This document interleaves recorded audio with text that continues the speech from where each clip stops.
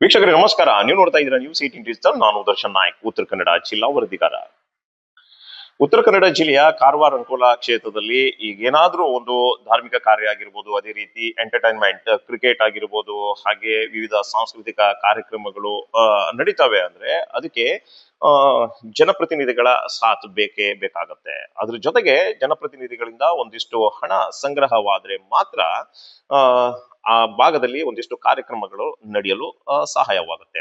ಅದರಲ್ಲೂ ಚುನಾವಣೆ ಆಕಾಂಕ್ಷಿಗಳಾಗಿರ್ಬೋದು, ಅದೇ ರೀತಿ ಆಯಾ ಪಕ್ಷದ ಟಿಕೆಟ್ ಆಕಾಂಕ್ಷಿಗಳು ಸಹ ಏನು ಆ ಕ್ಷೇತ್ರದಲ್ಲಿ ನಡೆಯುವಂತ ವಿವಿಧ ಸಾಂಸ್ಕೃತಿಕ ಕಾರ್ಯಕ್ರಮ ಆಗಿರ್ಬೋದು, ಅದೇ ರೀತಿ ಕ್ರೀಡಾ ಚಟುವಟಿಕೆಗಳಿಗೆ ಒಂದಿಷ್ಟು ಹಣವನ್ನ ನೀಡಿ ಆ ಕ್ರೀಡಾ ಚಟುವಟಿಕೆಗಳನ್ನ ಉತ್ತೇಜಿಸುವುದರ ಜೊತೆಗೆ ಆ ತಮ್ಮನ್ನ ತಾವು ಕೂಡ ಪ್ರಮೋಟ್ ಮಾಡ್ಕೊಳ್ತಾರೆ. ನಿರ್ಭೀತ, ನಿಷ್ಪಕ್ಷಪಾತ, ವಿಶ್ವಾಸಾರ್ಹ ಸುದ್ದಿಗಳಿಗೆ ಮತ್ತೊಂದು ಹೆಸರಾಗಿರೋ ನ್ಯೂಸ್ 18 ಕನ್ನಡ ಈಗ ಆಪ್ನಲ್ಲೂ ಲಭ್ಯ ಇದೆ. ದಯವಿಟ್ಟು ಇಲ್ಲಿರೋ QR ಕೋಡ್ ಅನ್ನ ಸ್ಕ್ಯಾನ್ ಮಾಡಿಕೊಂಡು ಆಪ್ ಡೌನ್ಲೋಡ್ ಮಾಡೋದಕ್ಕೆ ಮರಿಬೇಡಿ. ನಿಮ್ಮ ಬೆಂಬಲ ಹೀಗೆ ಸದಾ ನಮ್ಮೊಂದಿಗಿರಲಿ. ಧನ್ಯವಾದ. ಹಾಗೆ ಈಗ ಉತ್ತರ ಕನ್ನಡ ಜಿಲ್ಲೆಯ ಕಾರವಾರ ಅಂಕೋಲಾ ಕ್ಷೇತ್ರದಲ್ಲಿ ಹೇಳೋದಾದ್ರೆ ಇಲ್ಲಿ ಮಾಜಿ ಶಾಸಕಿಯಾಗಿರ್ತಕ್ಕಂಥ ರೂಪಾಲಿ ನಾಯ್ಕರವರು ಒಂದು ಹಂತದಲ್ಲಿ ಮುಂಚೂಣಿಯಲ್ಲಿ ಇದ್ದಾರೆ ಅಂತ ಇಲ್ಲಿನ ಕ್ಷೇತ್ರದ ಕೆಲವರು ಹೇಳ್ತಾ ಇರುವಂತದ್ದು. ಈ ವಿಚಾರ ಯಾಕೆ ಹೇಳ್ತಾ ಇದೀವಿ ಅಂದ್ರೆ, ಒಂದು ಕ್ಷೇತ್ರದಲ್ಲಿ ಒಂದು ಅಭ್ಯರ್ಥಿ ಚುನಾವಣೆಗೆ ಸ್ಪರ್ಧೆ ಮಾಡಿದ್ರೆ, ಒಂದು ಗೆದ್ದ ಅಂದ್ರೆ ಆತ ಜನರೊಟ್ಟಿಗೆ ಅದ್ರ ಜೊತೆಗೆ ಅಲ್ಲಿನ ಕ್ಷೇತ್ರದ ಅಭಿವೃದ್ಧಿಯ ಜೊತೆಗೆ ಇರೋದು ಸಹಜ.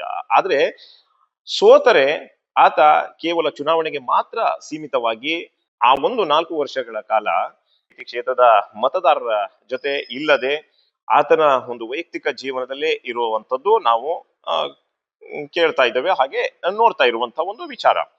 ಆದ್ರೆ ಉತ್ತರ ಕನ್ನಡ ಜಿಲ್ಲೆಯ ಕಾರವಾರ ಅಂಕೋಲಾ ವಿಧಾನಸಭಾ ಕ್ಷೇತ್ರದಲ್ಲಿ ಬಿಜೆಪಿಯ ವಿಚಾರಕ್ಕೆ ಬಂದ್ರೆ ಅಂದು ಕೆಲವೇ ಮತಗಳ ಅಂತರದಿಂದ ಸೋಲನ್ನ ಅನುಭವಿಸಿರತಕ್ಕಂತ ಮಾಜಿ ಶಾಸಕಿ ರೂಪಾಲಿ ನಾಯ್ಕರವರು ಯಾವಾಗ ಈ ಚುನಾವಣೆಯಲ್ಲಿ ಏನು ಪರಾಭವಗೊಂಡ್ರು, ಅದರ ಮಾರನೇ ದಿನದಿಂದಲೇ ತನ್ನ ಕ್ಷೇತ್ರದ ಮತದಾರರೊಟ್ಟಿಗೆ ಇದ್ದು ಅದರ ಜೊತೆಗೆ ಇಲ್ಲಿ ನಡೆಯುವಂತ ಸಾಕಷ್ಟು ಕಾರ್ಯಕ್ರಮಗಳಲ್ಲಿ ಒಂದು ಏನು ಸಹಾಯ ಸಹಕಾರ ಮಾಡೋದ್ರ ಮೂಲಕ ಇವತ್ತಿಗೂ ಕೂಡ ಕ್ಷೇತ್ರದಲ್ಲಿ ಬಿಜೆಪಿಯ ಸಂಘಟನೆಯ ಜೊತೆಗೆ ಮುಂಚೂಣಿಯಲ್ಲಿದ್ದಾರೆ. ಅದರ ಜೊತೆಗೆ ಕ್ಷೇತ್ರದ ಮತದಾರರ ಜೊತೆಗೆ ಇದ್ದಾರೆ, ಹಾಗೆ ತಮ್ಮ ಅಭಿಮಾನಿಗಳ ಜೊತೆಗೆ ಇದ್ದು ಇವತ್ತಿಗೂ ಸಹಾಯ ಸಹಕಾರ ಮಾಡೋದ್ರಲ್ಲಿ ಎತ್ತಿದ ಕೈಯಾಗಿ ತೋರಿಸ್ಕೊಳ್ತಾ ಇರುವಂತದ್ದು. ಇದು ನಾವು ಹೇಳ್ತಲ್ಲ ವೀಕ್ಷಕರೇ, ಈಗಿನ ಮತದಾರರಾಗಿರ್ಬೋದು, ಅದೇ ರೀತಿ ಇಲ್ಲಿನ ಅಭಿಮಾನಿಗಳೇ ಹೇಳ್ತಾ ಇರುವಂತ ಒಂದು ವಿಚಾರ. ಸರ್ ಏನಂದ್ರೆ, ಈಗ ಇಲೆಕ್ಷನ್ ಆದ ಕೂಡಲೇ ಡಿಫಿಟ್ ಆದವರು ಇಲ್ಲಿ ಇರುದಿಲ್ಲ, ಕಾರವಾರದಲ್ಲಿ ಇರುದಿಲ್ಲ. ಬಹುಶಃ ನಂದು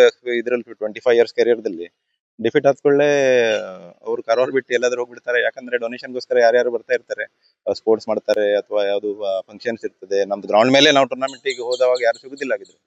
ಈಗ ಏನಾಗಿದೆ, ಈಗ ರೂಪಾಲಿ ಮೇಡಮ್ ಅವರು ಇಲೆಕ್ಷನ್ ಸೋತ್ರು ಕೂಡ ಕಾರವಾರದಲ್ಲಿ ಎಲ್ಲರ ಜೊತೆಗೆ ಕಾಂಟ್ಯಾಕ್ಟ್ ಅಲ್ಲಿ ಇದ್ದಾರೆ ಪೂರ್ತಿ. ಅದನ್ನು ನಾವು ಈಗ ಸ್ಪೋರ್ಟ್ಸ್ಗೋಸ್ಕರ ನಾವು ಕ್ರಿಕೆಟ್ ಟೂರ್ನಮೆಂಟ್ ಮಾಡ್ತೀವಿ ಅಂತ ಅಲ್ಲಿ ಹೋದ್ರೆ ಅವರು ಡೈರೆಕ್ಟ್ಲಿ ನಮ್ ಕಾಂಟ್ಯಾಕ್ಟ್ ಆಗಿ ನಮ್ ಫಂಡ್ಸ್ ಕೊಡ್ತಾರೆ. ಅದು ಎಷ್ಟು ಆಗಿರ್ಲಿ. ಈಗ ಲಾಸ್ಟ್ ನಾವು ಟೂರ್ನಮೆಂಟ್ ಮಾಡಿದ್ದೇವೆ, ಅದಕ್ಕೆ ಬಹಳ ಖರ್ಚಾಗಿದೆ. ಅವಳೆಲ್ಲ ಅದಕ್ಕೆ ಟೂರ್ನಮೆಂಟಿಗೆ, ಆಮೇಲೆ ಇಲ್ಲಿ ಯಕ್ಷಗಾನ ಇರ್ತದೆ, ನಮ್ದು ಗ್ರೌಂಡ್ ಮೇಲೆ ಯಕ್ಷಗಾನ ಇದು ಇರ್ತದೆ, ಅದಕ್ಕೂ ಇರ್ತದೆ. ಮತ್ತೆ ಮೊನ್ನೆ ಸದ್ಯಕ್ಕೆ ರೀಸೆಂಟ್ಲಿ ಮಿಂಗಲ್ ಆಗಿ ಹೊಂದಾಣಿಕೆ ಮಾಡಿ ಹೋಗಿದ್ದಾರೆ ಎಲ್ಲ. ಯಾಕಂದ್ರೆ ಒಬ್ಬ ಅಭ್ಯರ್ಥಿ ಸೋತ ಬಳಿಕ ಸಾಕಪ್ಪ ಮತ್ತೆ ಮುಂದೆ ಚುನಾವಣೆ ಬಂದಾಗ ಜನರೊಟ್ಟಿಗೆ ಬರೋಣ ಎನ್ನುವಂಥದ್ದು ಒಂದು ಮನಸ್ಥಿತಿ ಇದೆ. ಈ ಹಿಂದೆ ಉತ್ತರ ಕನ್ನಡ ಜಿಲ್ಲೆಯ ಕಾರವಾರ ಅಂಕೋಲಾ ಕ್ಷೇತ್ರದ ವಿಚಾರವಾಗಿ ನಾವು ತೆಗೆದುಕೊಂಡ್ರೆ, ಕಳೆದ ಒಂದೆರಡು ಅವಧಿಯಲ್ಲಿ ಸೋತ ಅಭ್ಯರ್ಥಿಗಳು ಕೇವಲ ಚುನಾವಣೆಗೆ ಮಾತ್ರ ಸೀಮಿತವಾಗಿದ್ರು. ಕೇವಲ ಚುನಾವಣೆಯ ಸಂದರ್ಭದಲ್ಲಿ ಮಾತ್ರ ಜನರೊಟ್ಟಿಗೆ ಬಂದು ಬೆರೆತು ಚುನಾವಣೆಯನ್ನ ಸ್ಪರ್ಧೆ ಮಾಡ್ತಾ ಇದ್ರು. ಆದ್ರೆ ರೂಪಾಲಿ ನಾಯ್ಕ್ ಮಾತ್ರ ಭಿನ್ನವಾಗಿದ್ದಾರೆ.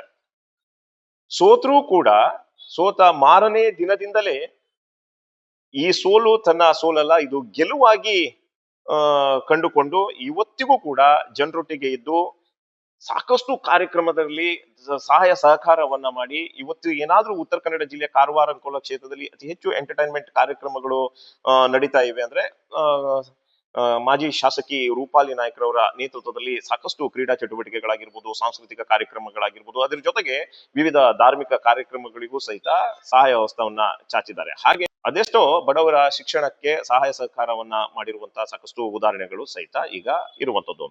ಈ ವಿಚಾರವನ್ನ ನಾವು ನಿಮ್ಗೆ ಯಾಕೆ ಹೇಳ್ತಾ ಇದ್ದೀವಿ ಅಂದ್ರೆ, ಕಾರವಾರ ಅಂಕೋಲ ವಿಧಾನಸಭಾ ಕ್ಷೇತ್ರದ ಒಂದು ಇತಿಹಾಸವನ್ನ ನೋಡಿದ್ರೆ, ಕಳೆದ 2-3 ಅವಧಿಯನ್ನ ನೋಡಿದ್ರೆ, ಸೋತ ಅಭ್ಯರ್ಥಿಗಳು ಕೇವಲ ಚುನಾವಣೆಗೆ ಮಾತ್ರ ಸೀಮಿತವಾಗಿರ್ತಿದ್ರು.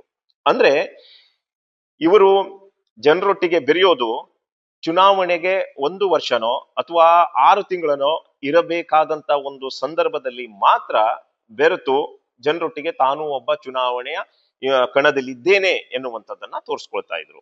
ಹಾಗೆ ಆಯಾ ಪಕ್ಷದ ಟಿಕೆಟ್ ಆಕಾಂಕ್ಷಿಯಾಗೂ ಸಹ ತೋರಿಸ್ಕೊಳ್ತಾ ಇದ್ರು, ಸ್ಪರ್ಧೆಯಲ್ಲಿ ಇರ್ತಾ ಇದ್ರು.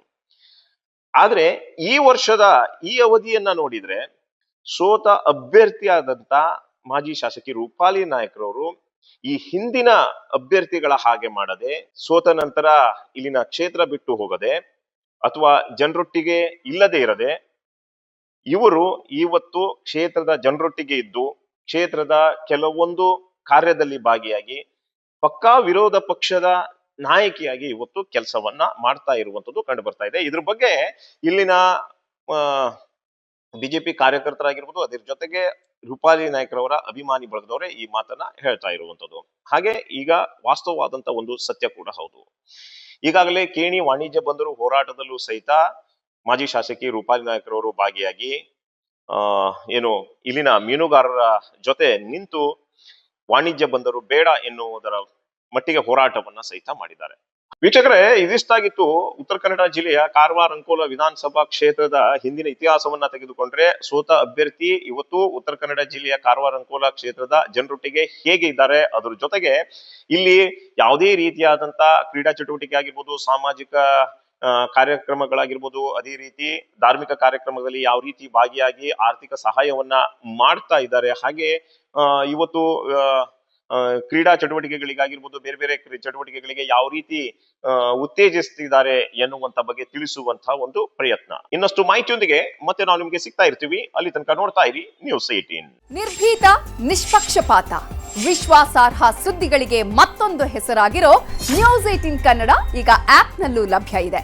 ದಯವಿಟ್ಟು ಇಲ್ಲಿರೋ QR ಕೋಡ್ ಅನ್ನ ಸ್ಕ್ಯಾನ್ ಮಾಡಿಕೊಂಡು ಆಪ್ ಡೌನ್ಲೋಡ್ ಮಾಡೋದಕ್ಕೆ ಮರಿಬೇಡಿ. ನಿಮ್ಮ ಬೆಂಬಲ ಹೀಗೆ ಸದಾ ನಮ್ಮೊಂದಿಗಿರಲಿ.